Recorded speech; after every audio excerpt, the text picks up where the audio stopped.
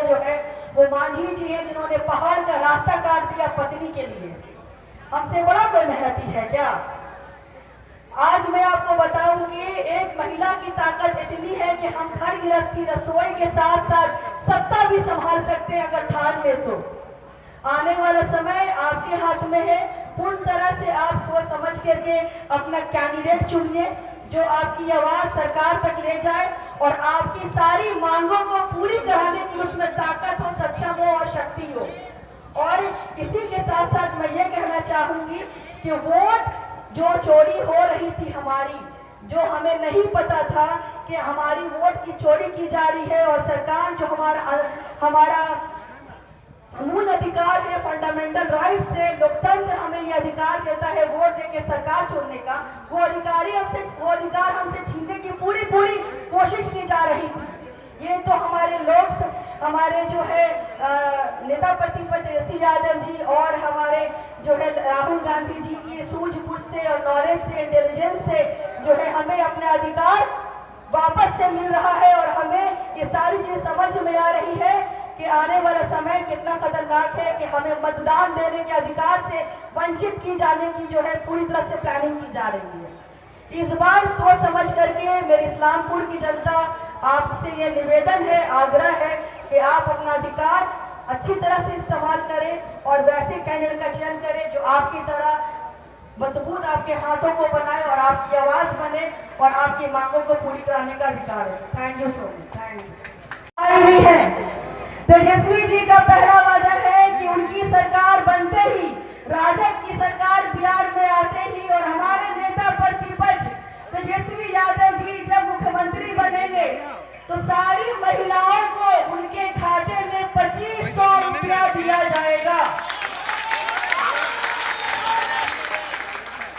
दूसरी बात कि जो वृद्धा पेंशन हमारी जो है पूर्व वर्तमान में जो सरकार है वो 400 रुपया से बढ़ा के 1100 रुपया की है।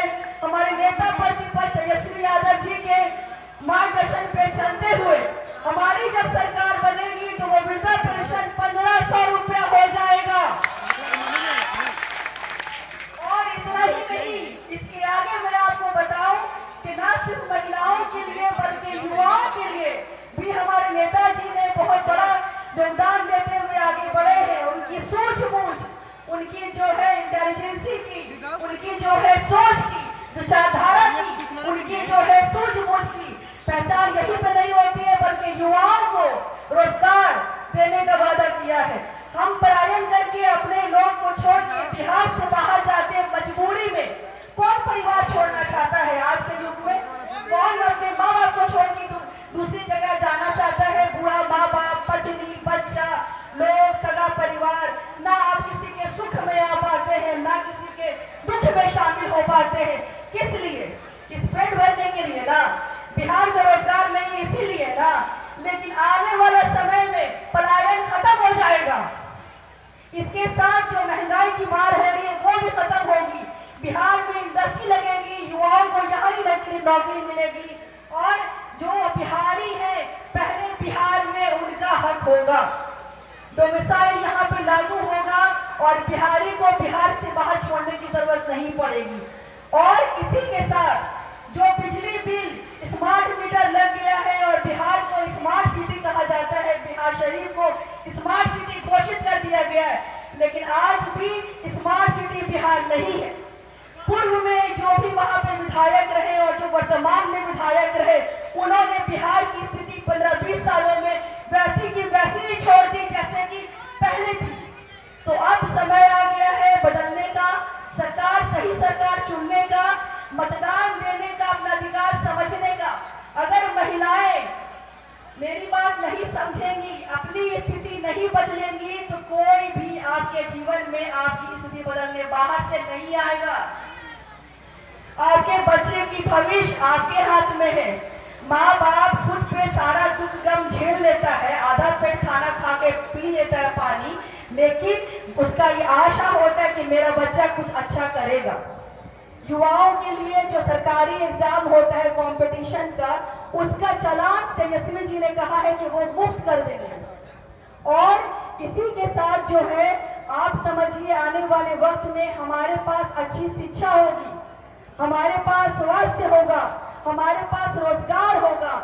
हम बिहारी हक से कहेंगे बिहारी एक बहुत महत्वपूर्ण और शक्तिशाली इंसान है। बिहारी ने जो ठाना है वो करके दिखाया है। इसका उदाहरण हमारे सबको बताऊं कि एक महिला की ताकत इतनी है कि हम घर गृहस्थी रसोई के साथ साथ सत्ता भी संभाल सकते हैं अगर ठान ले तो।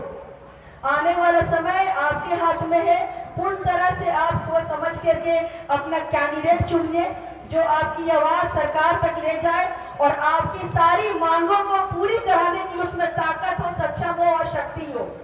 और इसी के साथ साथ मैं ये कहना चाहूंगी कि वोट जो चोरी हो रही थी हमारी, जो हमें नहीं पता था कि हमारी वोट की चोरी की जा रही है और सरकार जो हमारा मूल अधिकार है, फंडामेंटल राइट्स है, लोकतंत्र हमें ये अधिकार देता है वोट देके सरकार चुनने का, वो अधिकार हमसे छीनने की पूरी कोशिश की जा रही थी। ये तो हमारे जो है नेता प्रतिपक्ष तेजस्वी यादव जी और हमारे जो है राहुल गांधी जी की सूझबूझ से और नॉलेज से, इंटेलिजेंस से जो है हमें अपना अधिकार वापस से मिल रहा है और हमें ये सारी चीज समझ में आ रही है कि आने वाला समय कितना खतरनाक है कि हमें मतदान देने के अधिकार से वंचित की जाने की जो है पूरी तरह से प्लानिंग की जा रही है। इस बार सोच समझ करके मेरी इस्लामपुर की जनता आपसे ये निवेदन है, आग्रह है कि आप अपना अधिकार अच्छी तरह से इस्तेमाल करें और वैसे कैंडिडेट का चयन करें जो आपकी तरह